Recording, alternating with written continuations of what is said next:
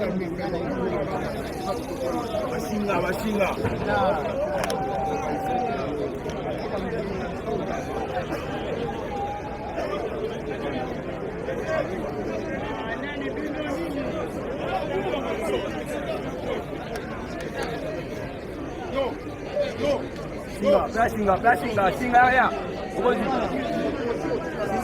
busara pita kuna.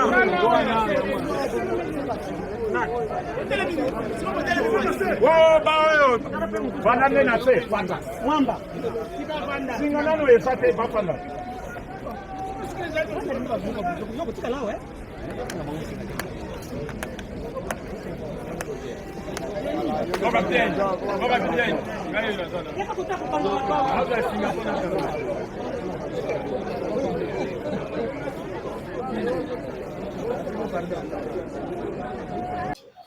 Vital Kamere bloqué. 853 Mobondo Naminduki saisi à Maluku. Face à face, président Tshisekedi ainsi que Évariste Ndayishimiye. Dernier virage. Ninezali Kolekana. Mbote na bino ba papa, mbote na bino ba mama, mbote na bandeko ba congolais nyonso de partout. Ba ebozali ko anda biso en direct na chaîne na bino, chaîne na biso. Toza na esengo, bandeko ba congolais ko beta elongo na bino masolo o etali la République démocratique du Congo. Bandeko ba congolais.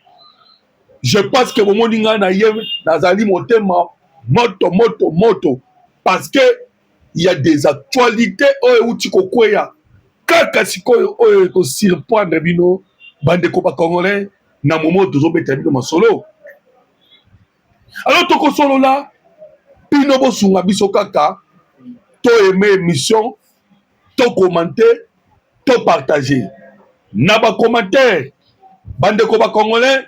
Naza na posa na bino to répondre à do Chole na nguna benge abe to répondre Chole na ba commentaire to répondre Chole na ba commentaire oye bisabiso ozali ko na biso wuta wapi et bandeko ba congolais êtes-vous pour ou vous êtes contre le changement de la constitution parce que wala tozali ko beta likambo etali changement ya constitution ezali droit pe na devoir ya mutu kosala choix oyo ya moni akopona.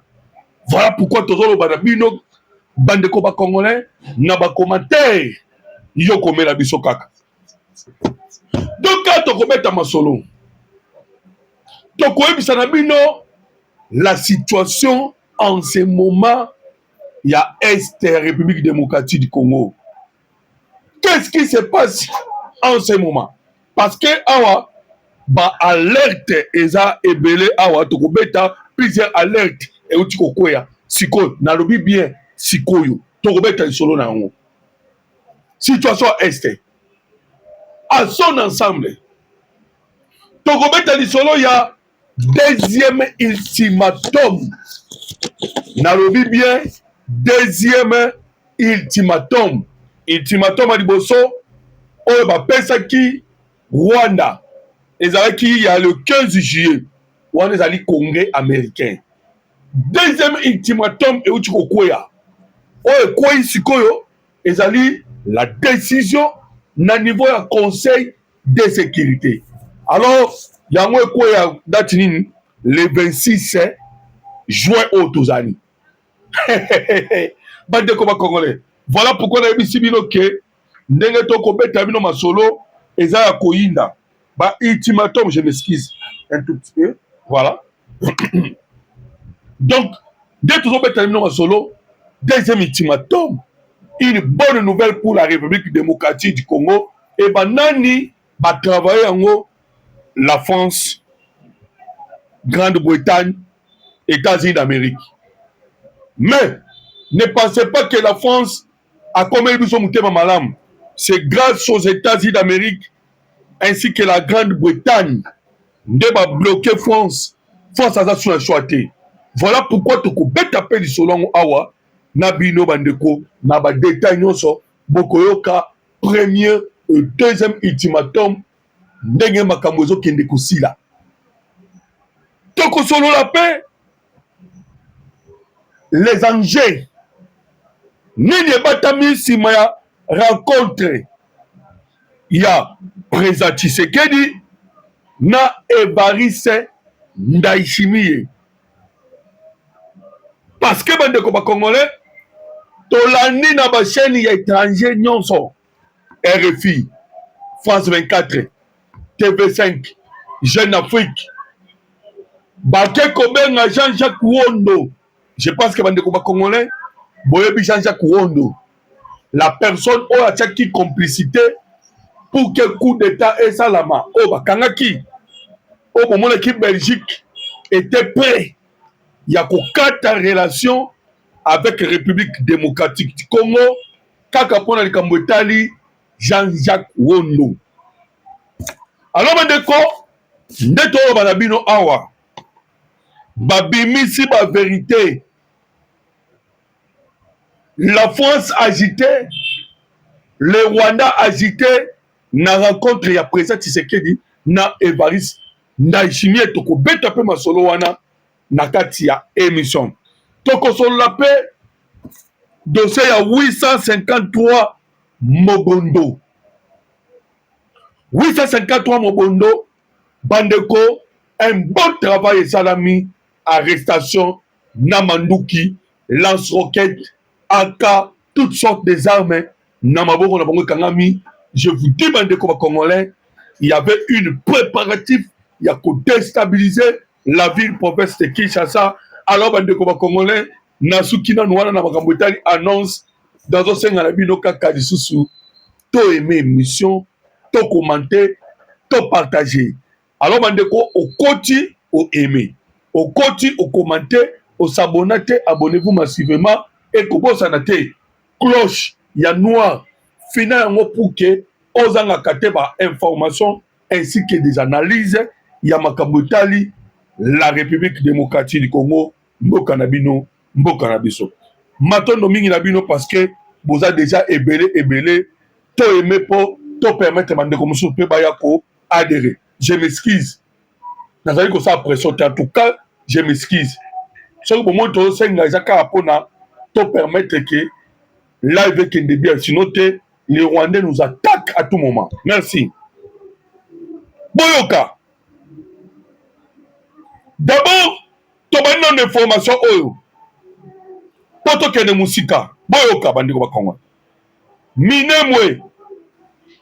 Ils veulent faire taire les armes du savoir. Boyoka. Boyoka dossier zaliawa. Makambo eza kobeba na minemwe. To gagnaki. Même eloko elekana kina rubaya yango elekina minembwe. Alors tozoloba la situation est très compliquée. Tozobeta maso nango. Mais bon aucune information. Après des échanges stratégiques avec les États-Unis d'Amérique, le président Tshisekedi poursuit son offensive diplomatique en rencontrant le président du Burundi et le président en exercice de l'Union africaine, Evariste Ndayishimiye. Mokozamboka, les États-Unis d'Amérique, a sali plusieurs rencontres diplomatiques. Après, yango, baye kokuta siko Evariste Ndayishimiye. Boyanda bandeko ba Congolais. Tous les regards se tournent désormais vers les prochaines évolutions sur le terrain. Les signaux qui émergent pourraient annoncer un changement des rapports de force réservé à une nouvelle déconvenue à Kigali. Le Congo reste debout et déterminé à défendre l'intégrité territoriale. Bandeko, information dans le Tongo, et ça a son mot. Mais bon, au nous rencontre ya président Tshisekedi na Evariste Ndayishimiye et trouble na Rwanda, trouble na France. Nde na uti ko bete no solo. France 24, Jeune Afrique, RFI, bango tout. Quels sont les enjeux? Quels sont les enjeux? C'est parce que na mikolo uti kolekana. Le général Neva Evariste Ndayishimiye, le président de Burundi, a subi la pression. Pression kouta wapi, kouta na Rwanda, kouta na France, kouta na États-Unis d'Amérique, kouta pe na Congo. 4 pays. On va faire la pression. Na président Evariste Ndayishimiye.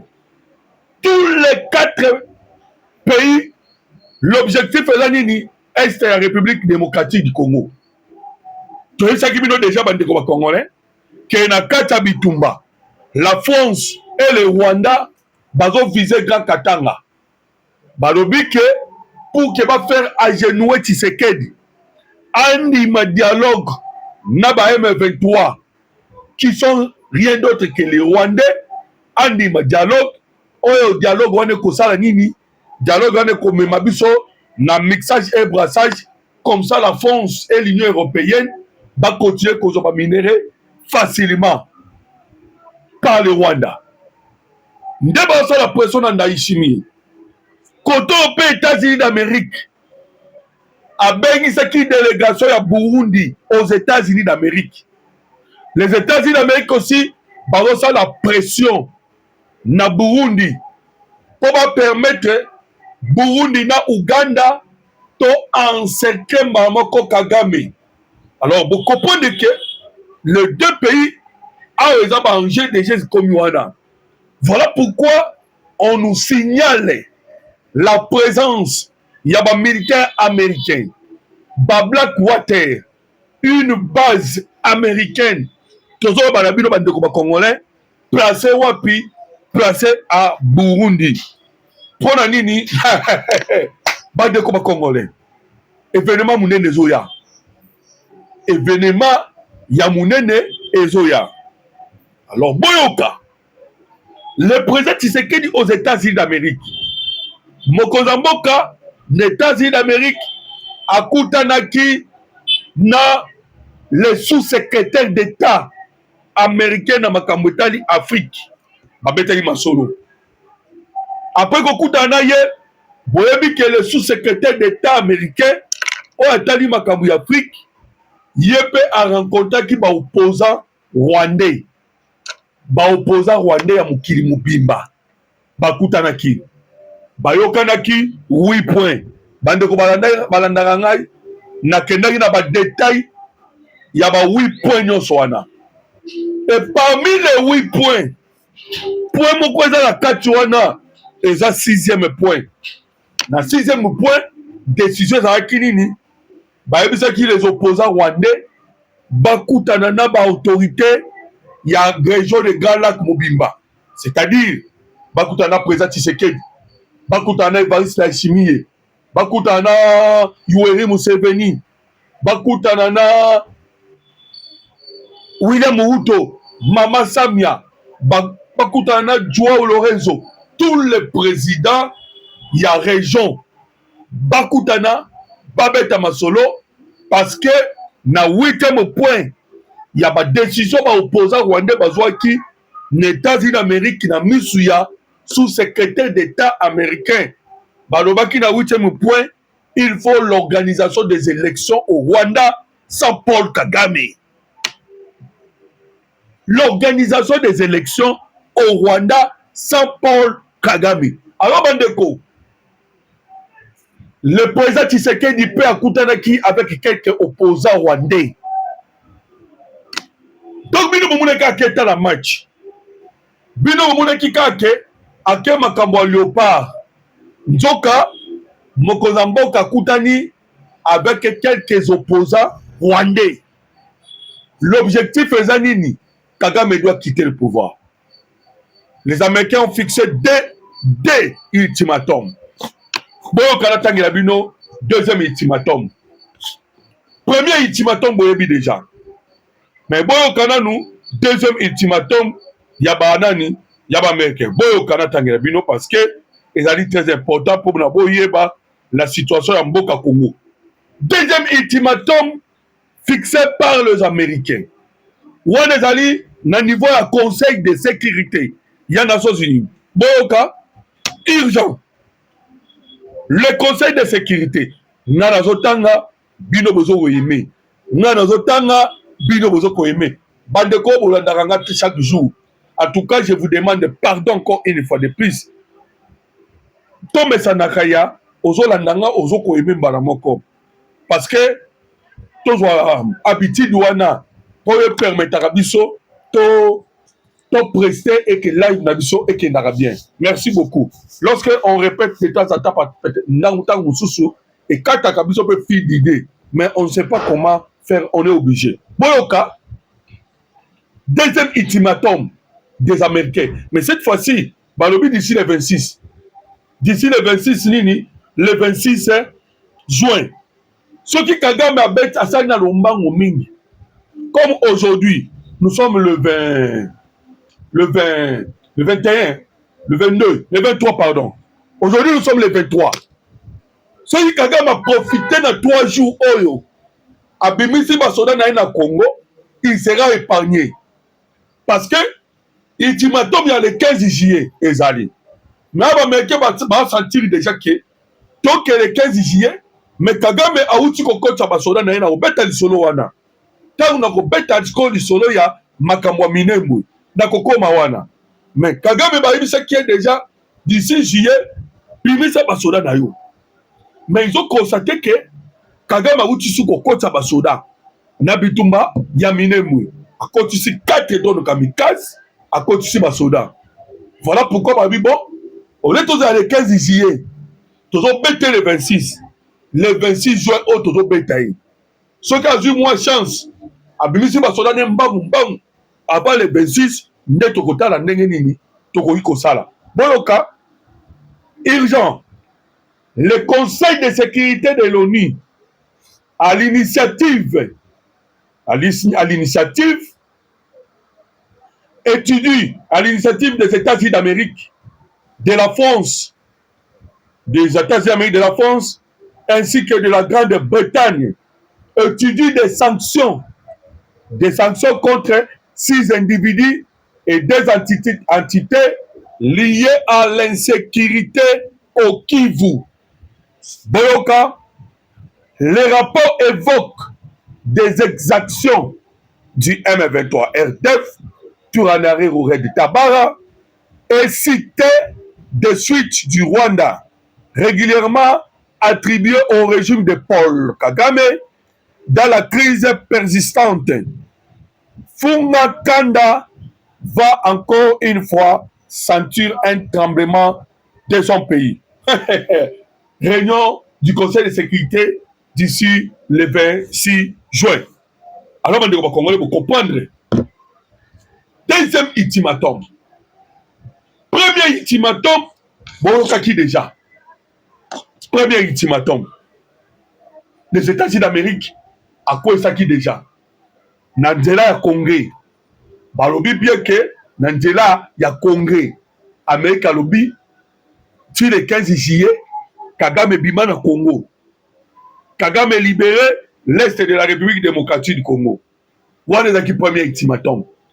Deuxième ultimatum, il y a un autre koyoka. Le 26 juin.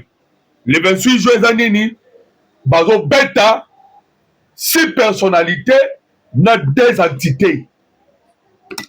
Entreprise ou quoi que ce soit, Mbala Mususu, Yemoko Paul Kagame, à cause de FAP, Torem Samino, Mbabusu Yemoko Kagame.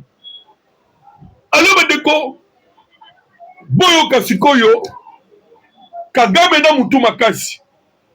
Ndenge toyebisi na bino ke makambo ezobunda. Les États-Unis d'Amérique balobaki déjà que Kagame faut abetama na minduki mibale. Alors les minduki mibale o balobaki faut babeta nango Kagame. Ezali munduki ya diplomatie, ezali munduki ya économie. O balobaki babeta nango Paul Kagame. Voilà pourquoi le président Tshisekedi est en train de frapper fort. Et donc, on a l'Américain dans de la diplomatie.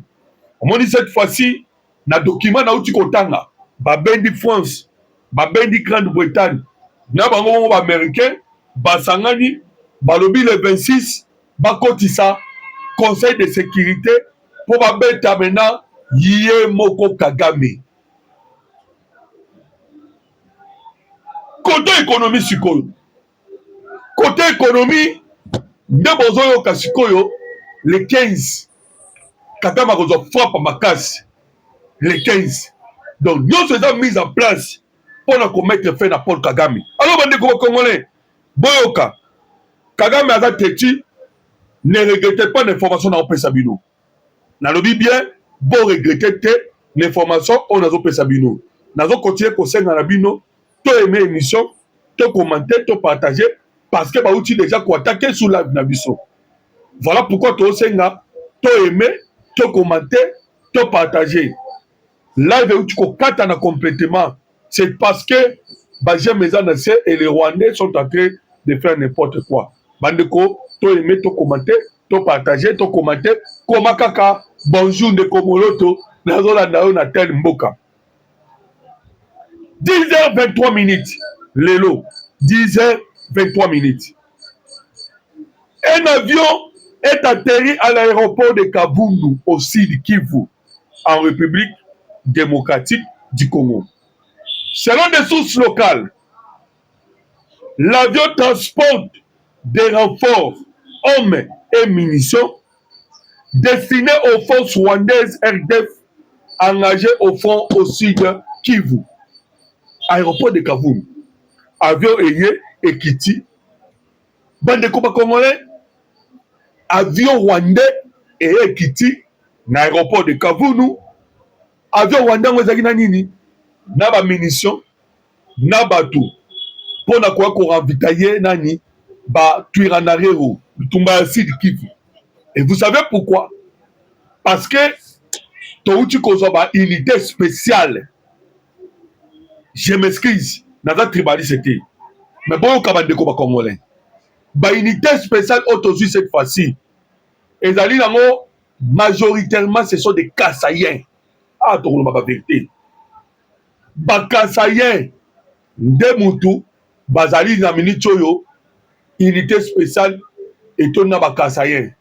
So bazo ba Kassaïens wana bazo tinda bango na este. Po ba bunda et l'on avec des Burundais. Pourquoi? Pour sauver la nation. Trahison eza na dégâts ko sakana te. Tellement que bayi Rwanda 30 ans ba comprendre que bande ko na biso à est. Ils ont compris boba que Kagame atanga la guerre psychologique. Au Kagame atanga guerre psychologique. Donc atanga kaba comportement, atanga kaba nature, atanga kaba vie ya bayi congolais. Et il a compris. Il a compris chaque tribu, chaque ethnie à l'est de la République démocratique du Congo. Talaka kayo ko sala ki lorsque bakota ki Uvira. Cible neza ki babembe. Mais ake ko luka ba fuiliro. Po basungaye. Et ce sont les jeunes ba fuiliro ba de koto ba tribali septembre toujours sabino. Ce sont les jeunes ba fuiliro nde ba ya kisikoyo ko sunga Paul Kagame ko sunga ba M23. Ba ke placer ba bombe moins $500 kelo cha bombe trahir de konayo et ça même stratégie oyo ba français ba belge ba ono so ba ki ko coloniser. Ils viennent de prendre de konayo ba corrompre. Et c'est ce qui se passe à l'est. Il a tellement compris la faiblesse ya ba etini na biso et il utilise les monnaies. Il utilise mbongo pour na kosala nini pour na koluka ko convaincre moko ya bikolo na objectif nini na objectif ya ko dominer. Et maintenant skoyo des unités spéciales avec des armes sophistiquées bazo ya sikoyo mais mingi ya ba Kassaïen. Bitumba skoyo continue à phase mususu.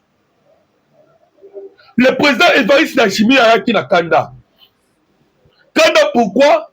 Parce que il y a des trahisons aux salama kuna na est. Bandeko. C'est bien sûr toyebi. Ba mercenaires français bazali. Mais eux ça m'a béni na biso. Ba mercenaires français bazali. Ba mercenaires polonais bazali. Na kati ya bitumba este. Mais ma beleza à Congo. Nous on n'a pas de problème dans les Français. Parce que RDC tigala ko kele jamais en France. Ko kende ko bunda. On n'a pas ce problème. Mais à Tozoloba, il y a des mercenaires français à l'est. Bande kobo zana tangela bino témoignage ya bande konabiso ya est. Bazo ko taisa biso ndenge ba mercenaires français bazali. Boyoka oh message ya moko ya ndeko. Boyoka ndeko ndenge lobi. Oh, en attendant, ici on viole, on pille, on entre dans des maisons. Déjà comme on veut, des blancs installent des choses partout. Il y a plus de Rwandais à Kaziba que de Baziba. Maintenant, mais ce n'est pas un buzz. Ça n'intéresse personne jusqu'à ce que cela arrive à Uvira, Kalemi, Kamituga et Shabunda. Boyoka crémateur. Boyoka témoignage Moussousou, il certifie la présence des mercenaires blancs et installe d'antennes et appareils sophistiqués. Boyoka Ndeko Moussousou, il certifie la présence des mercenaires blancs et installe des antennes et appareils sophistiqués. Ouvira et Baraka sont des passages pour Kalemi, qui reste l'objectif principal avant la date victoire des Américains. Boyoka Lisusu, ici les Rwandais parlent aux gens, ils ne cachent pas leur objectif. Bas Rwandais, bas Français, bas mercenaires français, bas Rwandais, bas Sangani, bas installé bas antenne, bas Yokana, bas Kende, objectif ezali Kalemi. Pourquoi? Parce que Évariste Ndayishimiye a beaucoup fait sa passage. Pourquoi? Parce que lobby les États-Unis d'Amérique, toujours qu'il y a une date le 15 juillet. Il y a un pourquoi? Parce que les opposants rwandais se sont déjà réorganisés. Réorganisés pourquoi? Bakendeko attaqué, va récupérer Mboka Rwanda où ils ont pris en otage par un marionnette occidentaux Paul Kagame. To aimer l'émission, to commenter, to partager. Donc comprenez bande comme congolais. La situation est Mboka Congo en ce moment. Voilà pourquoi l'urgence est Memi Yemoko Évariste Ndayishimiye na lombango mingi na ville province de Kinshasa. Alors Mandeko Vital Kamerhe en fuite. Bisotem tutolo bango. Vital Kamerhe en fuite. Nini komedi Vital Kamerhe. Boyoka bandeko ba congolais. Nazo zonga na essai. Mais boyoka tam tozolo ba ke complicité za na mboka. Banguna Congo. Trahison ezouta na Kinshasa. Apa tolo ba bandeko na este. Mais belé makambo ezoleka na este euta na Kinshasa. Parce que commandement ezouta na Kinshasa. Le Dembo Swalobaki, vous mes frères de l'Est, quittez dans les groupes armés. Donc, comment qui n'a pas business. Mais toujours le badabino, depuis que le président Tshisekedi a bloqué qui, toujours le bas, maille le silbango. Bon, quand on appelle ça nos témoignages, moko avant d'attendre rabino, ni le comédie Vital Kamerhe. A-t-il fui ou il est encore au pays dans un bétebno solo wana? Mais bon, quand on a bétebno solo, Nakutana Kinan de Komoko, il est de l'Est de la République démocratique du Congo. Bande Konanga Congolais, c'est monsieur critique Tshisekedi na dégâts consacratés. C'est normal. Tshisekedi c'est un homme, il a des faiblesses. Mais lorsque je lui ai posé la question, Ndeko, aux autres critiquer Tshisekedi pour la nuit. Ah mais non, tu perds de avantages belés. Là, tu perds de avantages tels que Nini. Ali mais papa n'a qui n'a pas carré minier tout ça à l'est. Et depuis que tu sais qu'il y a Makabuto et Beba. Donc vous comprenez que Timbo Saloba qui quittait dans des groupes armés, aloba qui ont pas battu. Et ça qui business. Pour ça qui kosalama na sima makila ya ba Congolais. Makila ya ba Congolais. Business à kosakanate. Alors, bande koboyo ka dossier ya Vital Kamerhe. Ake wapi, qu'est-ce qui se passe? Nazo banana kotangi na bino nekona ye Didier Kamerhe. Boyoka. Didier Kamerhe alobi boy. Incroyable mais vrai. Il critique, mais bon, dans la carte critique, il est en train de lancer un message. Incroyable mais vrai.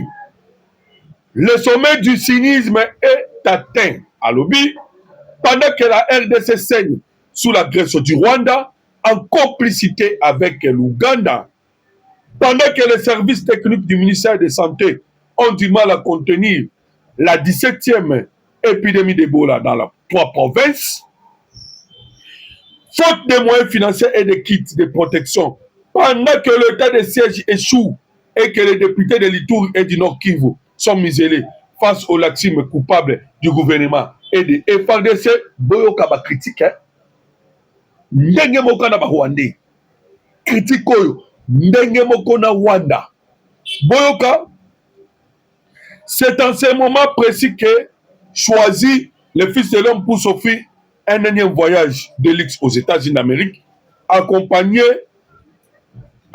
d'une gigantesque délégation d'amis payés par les contribuables, si c'est pour aller regarder le match patati patata.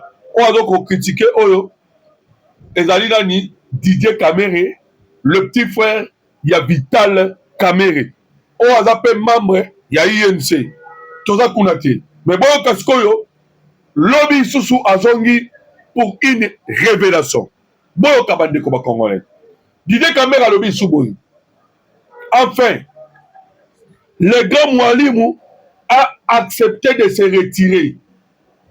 Il a accepté de se retirer pour un temps relativement long à plusieurs milliers de kilomètres en dehors du pays pour sa méditation et restauration personnelle.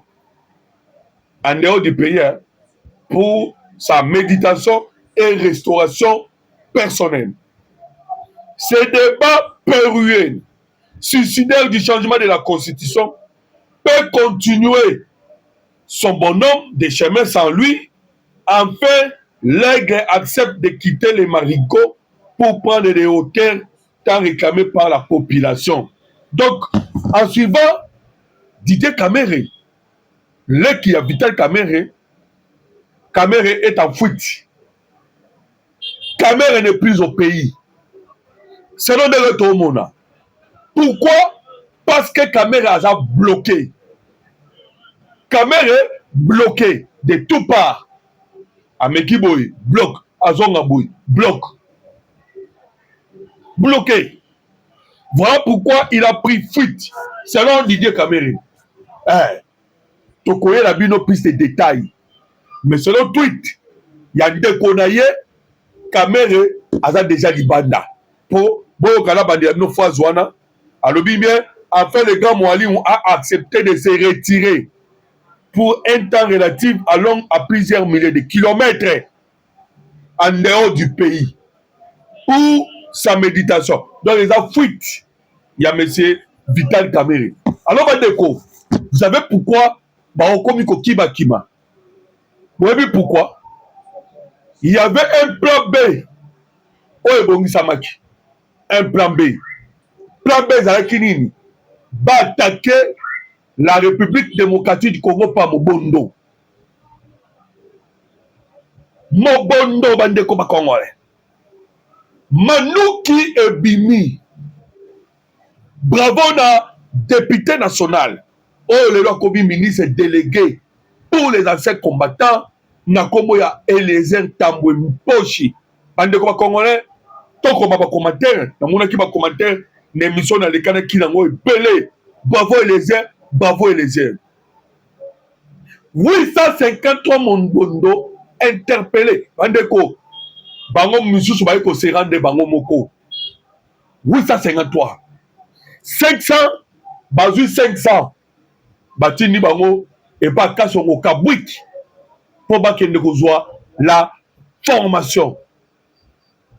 Ba rééduquer bango lisusu pour que ba désister na vie oyo bazalaki nango liboso. 500 300 oyo batikali bazali confiné wana mosala ya Eliezer Tambwe. Bandeko bakongolais, Manduki, plus de 100 AK. Vous imaginez, hein? Ba AK plus de 100. Et comme la babo rondine. Et selon les témoignages, ba ekobonde là, le ministre Eliezer Tambwe, son excellence, pour que ba pesa ye 1 million ou le pangu na Gombe. Atika ko pour ne continuer. Mobondo bomona kebino moko. Hippolyte Kanambe alias Joseph Kabila na Congo Brazzaville. Aki kosani na Congo Brazzaville. Oh, aye koluka Jean-Marc Kabundu de vérité bimaki. Yé moko fondateur ya ba Mobondo. Alors bandeko, c'était le plan pour déstabiliser Kinshasa. Bakata Angela Abandundu. Fufo yate, Masango yate, Pondo yate. Kinshasa ekoma asphyxié. Kinshasa nzale kota. Population balela. Ba attaquer le président Tshisekedi. Mais vous avez constaté le travail fait par le ministre, son excellence. Ah, tout le babandeko. Bakangami. Ba roquette. Ba aka. Toutes sortes des armes bandeko. Mwebika boujo ba YouTube. Mais la taille si bino ba photo pe ba vidéo. Même programme wana bandeko na lo bakata nyonso un Congolais à solo et c'est que li moko vando prier pour na mboka nao mokumba o ezaka epa Tshisekedi ye moko te ovandi osambe pour na mboka ozo imaginer Kagame Kotoyo Macron kuna Union européenne Maxime Prévost Mobondo Twiranerero Redi Tabara Bananga bango tout oyekobakisa na basenko obakisi SSC 5 C64 bandeko na nga bakongolais. Vous imaginez que Tshisekedi aza na état nini? Tshisekedi aza na état nini? Tango sangisi bango nyonso wana kote ka mutu moko mpona nini? Parce que Tshisekedi est en train de combattre pour retrouver souveraineté na biso bandeko bakongolais. Oui, que Tshisekedi, Emmanuel Macron, nous sommes prêts aux Ouattara 35 milliards. Va proposer Tshisekedi 35 milliards. Yotikanoka combat. Il y a changement de la constitution. Tika combat, il y a reconnaissance à génocide congolais. Tika combat contre le Rwanda. Le Rwanda continue à dominer le Congo. 35 milliards yangoyo.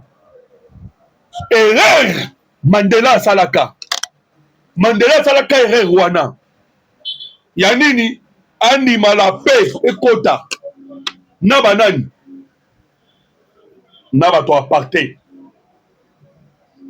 Et Julius Malema, l'opposant à Sud-Afrique, alobaki yango a déclaré yango tout clair que qu'est-ce qui se passe? Mandela nous avait trahis. Il ne fallait pas Mandela Andima. Nyoso Andima qui? Normalement, il fallait reconnaître le génocide à Bazulu. Mais les Kaka Bongo. Même pression au Tshisekedi a subi en ce moment. Bande de combat congolais, tu aimes l'émission, tu commenter, tu partager. Bolanda.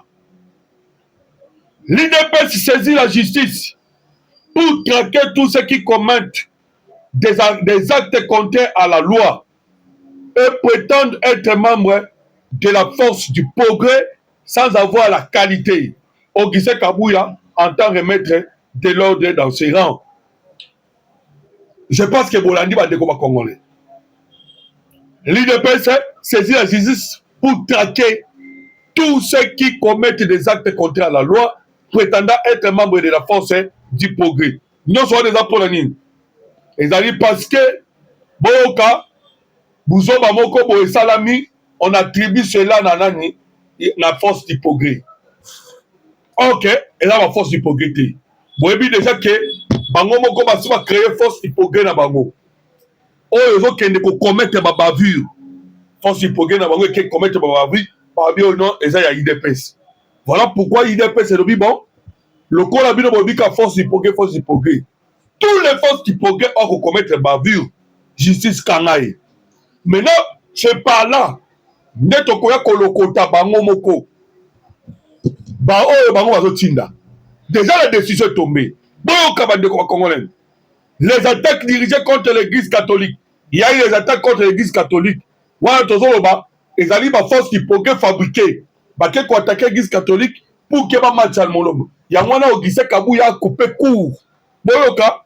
Les attaques dirigées contre l'église catholique interviennent dans un contexte marqué par la multiplication de violences, des discours de haine, d'appels publics à meurtre et d'apologie, d'assassinats, de voix dissidents au pouvoir, de voix et des intimidations dans l'espace public.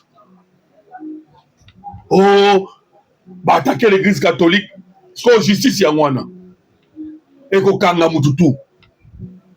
Parce que les forces d'hypogré, Moutapesi au débat qui a attaqué catholique a été. Parce que ton nom déjà compris sur les à défendre les forces d'hypogré dans Bango, il y a C64. Parce que sur la membre C64. Il a défendu les forces d'hypogré, il y a C64.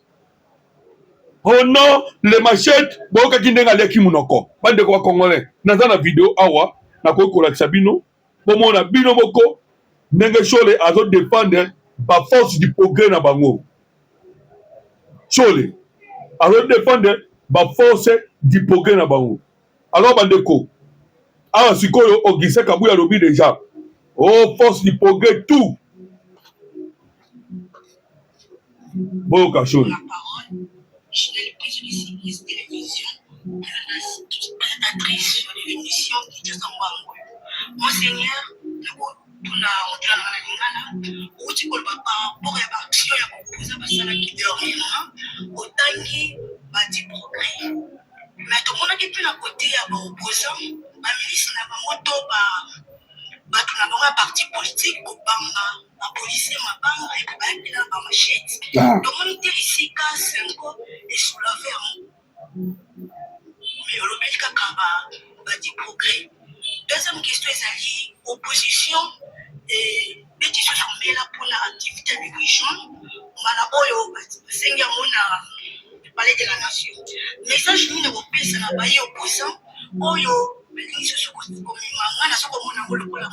Parce que parlant de la nation, les alliés ici comme Kozambo Kassalaka. Réaction il y a 5 ans par rapport à ça. Merci. Ma opposition. Bon, batata episcopo lokola ngai totambolaka te na nzela mpona kotala deta ya makambo ndenge ezali. Mais tozali na ba observateur na biso bamoniteur oyo batambolaki to batambolaki oyo biso tolobi ezali rapport oyo tozwaki oyo eza koloba nayebi te fondement nango eza ndenge nini.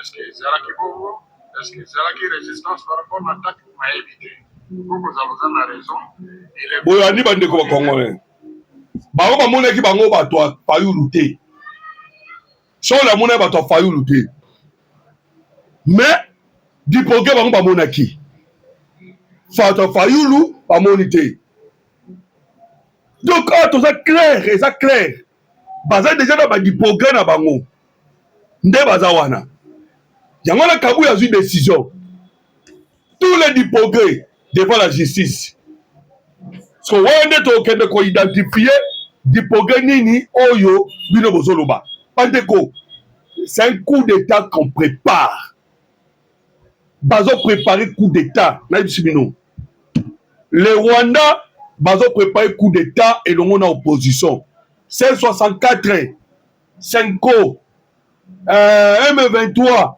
AFC Rwanda RDF France Europe bango tout bazo préparer nde Tshisekedi akoya ils ne veulent pas de Tshisekedi. Voilà pourquoi vous comprenez, vous avez une agitation où ils allaient koya en ce moment. Agitation, on ne les a pas battus. C'est parce que,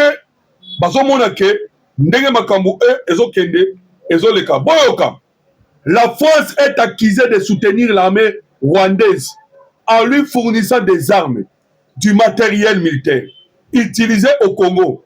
Cela me désole profondément car la France prétend s'opposer au M23 et pourtant elle continue de soutenir le Rwanda tout en sachant pertinemment que les armes qu'elle fournit pourraient finir par être utilisées dans l'est du Congo. La France a même signé des accords militaires avec le Rwanda, malgré les inquiétudes persistantes quant à l'implication de ces pays dans ces conflits. L'hypocrisie est flagrante alors que les États-Unis d'Amérique ont imposé des sanctions à certains responsables et entités rwandaises. La France continue de renforcer ses liens avec le Rwanda. Voilà pourquoi Charles Onana a tout qui question, mais nous acceptons la question de Charles Onana. Génocide au Congo, holocauste au Congo, l'omerta de la communauté internationale. La France est complice. Nous dirons oui, la France est complice. Nakoyoka kaka maloba. Il y a monsieur Otokobenga na Congo, ya Emmanuel Macron.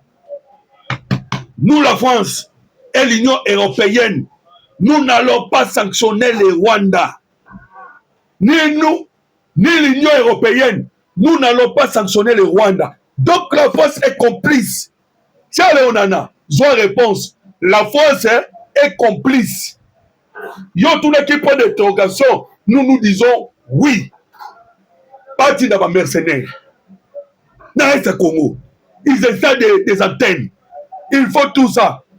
Le nom Talasco RFI, Tala France 24, Tala Bachen Wananyonso, Boko Kabangonde Bazali Koloba. Ebola, Ebola, Ebola. Pas français. Ebola comme Makasi, Ebola, l'Ebola, Ebola. Information va appeler Ebola. Victoire Baliopa contre Portugal les athées. Ebola, Ebola. Après Ebola. Oh, les manifestants, l'opposition va Koufi, l'opposition va Koufi. Alors, en attendant, Baoga Bongo, Kuna Batidi ba mercenaire. Kuna Macron azoloba ko sanctionner Rwanda te. Ba Merkel ba sanctionner Taliete. Yeka na Rwanda. Azu kotinda na général français Pascal Lani. Aketina Rwanda. Pascal Lani akena Rwanda. Pena Moubarak. Moubarak wa pesa ka consigne. Pona ba soda na ye ba violer ba mama na biso. Ba bomba à l'est. Moubarak, cité par les rapports des experts à ONU, le monsieur, le chef d'état-major général à Rwanda, sanctionné par les Américains et cité par les rapports mapping. N'a pas rapport à Human Rights, n'a pas rapport à experts à Nations Unies. Mais la France a tenu général na yé, a Kekokutana Pascal Lani, Babeti Masolo, avec un criminel. On va se violer par maman Nabiso. Charles Onana, la France est complice. Plus 243, 89, 40, 330, 80. Plus 243, 40, 330, 80. Que Dieu vous bénisse.